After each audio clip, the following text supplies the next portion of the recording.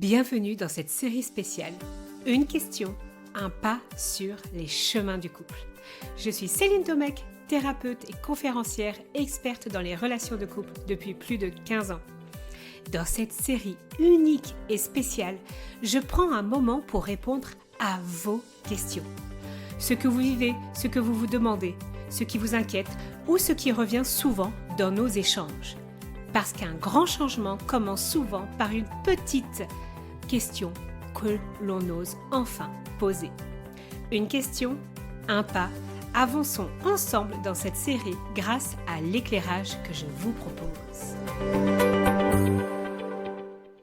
Comment puis-je faire pour raviver la flamme et éviter que la séparation, qui n'est pas mon choix, ne devienne définitive?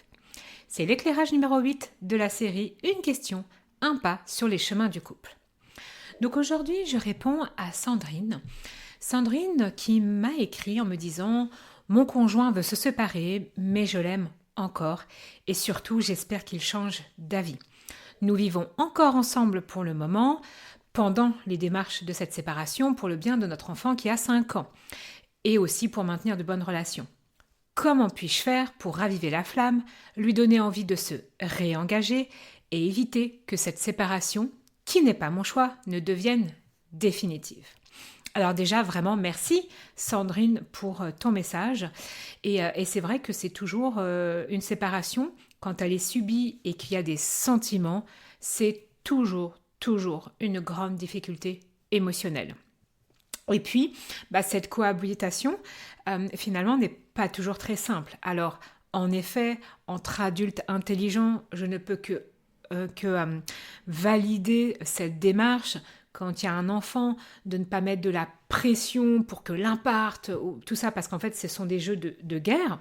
Donc, maintenir une bonne relation, maintenir une cohabitation, le temps que, justement, chacun puisse prendre les décisions et se réinstaller, c'est vraiment la meilleure chose à faire. Ça, c'est quelque chose que je recommanderais toujours. Par contre, oui, en effet, cette cohabitation, c'est un mélange de flou, un mélange d'espoir. Il y a aussi du rejet qu'on va vivre. Donc, c'est aussi difficile en même temps.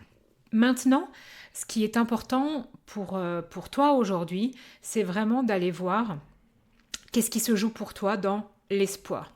En fait, quand on est face à une décision qui n'est jamais de notre fait, on espère toujours que l'autre change d'avis. Et c'est humain.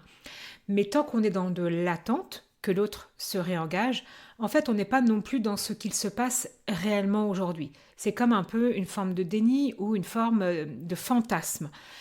Et en fait, en général, on n'entend pas, on ne voit pas, on ne comprend pas même l'homme ou l'autre qui dit « mais en fait, moi, je veux partir ». Et il n'y a pas beaucoup de solutions quand il y en a un qui veut partir, si ce n'est de vraiment d'abord commencer par accepter la décision. Même si elle est hyper difficile, parce que c'est une première étape pour être dans l'acceptation de qui est l'autre, mais aussi pour se retrouver soi dans la dignité. On ne peut jamais faire changer d'avis quelqu'un sur ses sentiments sans passer par la case manipulation ou contrôle. Donc ça, c'est vraiment quelque chose où il faut sortir un peu de ce déni, de cette illusion, de ce fantasme. Après, franchement, la cohabitation pour l'enfant, comme je le dis, c'est vraiment top. C'est pour le bien, c'est pour les bonnes relations. Mais aussi, ça peut être une façon de montrer aussi à l'autre, regarde tout ce qui va changer et peut-être de gagner du temps. Donc il faut juste être bien OK face à ça. Maintenant, face à l'enfant, il ne faut pas non plus être dans le faux semblant. Parce que du coup, c'est pas clair, ça amène du flou. Vraiment, le plus important dans les relations, c'est aussi d'apporter de la clarté et aussi de voir tes limites pour que la proximité ne t'empêche pas de faire le deuil de la relation. Ça, c'est vraiment aussi important. Et puis après, moi, j'ai envie de proposer quelque chose qui est très contre-intuitif. Mais en fait, s'il y a la moindre chance que l'autre puisse peut-être revenir, en fait, c'est jamais parce qu'on le retient. C'est au contraire, c'est parce qu'on le laisse libre, c'est parce qu'on va lui montrer pleinement qui on pourrait être dans une nouvelle version, mais ça peut prendre des mois, des années pour certains.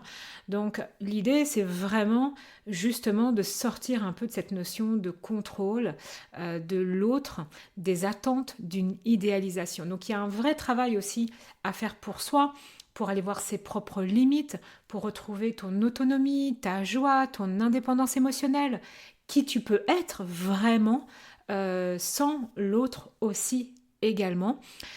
Et puis en même temps, c'est aussi d'aller toujours un peu observer, se questionner par rapport à la dépendance qu'on a au-delà des sentiments. Moi, c'est quelque chose que je fais beaucoup dans mes accompagnements parce que il arrive très souvent qu'on mélange aussi sentiments, dépendance, habitude. Et donc, se faire un petit travail et se faire accompagner par tous ces sujets-là, c'est aussi important. Voilà, j'espère que ça va t'aider. Je suis de tout cœur avec toi et à toutes ces personnes qui vivent aussi cette même situation. Et je vous retrouve très bientôt pour un nouvel éclairage. Ce pas sur ce chemin s'arrête ici pour aujourd'hui, mais la réflexion, elle, continue. Si cette question a fait résonner quelque chose en vous, je vous invite à la laisser infuser. Si vous ressentez le besoin d'aller plus loin, n'hésitez pas à me transmettre votre propre question. Je serai ravie de vous lire et d'y consacrer un prochain épisode. Pour approfondir ce cheminement, vous trouverez des ressources complémentaires dans les notes de ce podcast, tout comme la possibilité de réserver un appel pour apporter de la clarté sur votre situation et voir quel accompagnement peut vous convenir face à vos questions. Prenez soin de vous et de vos relations. À très bientôt!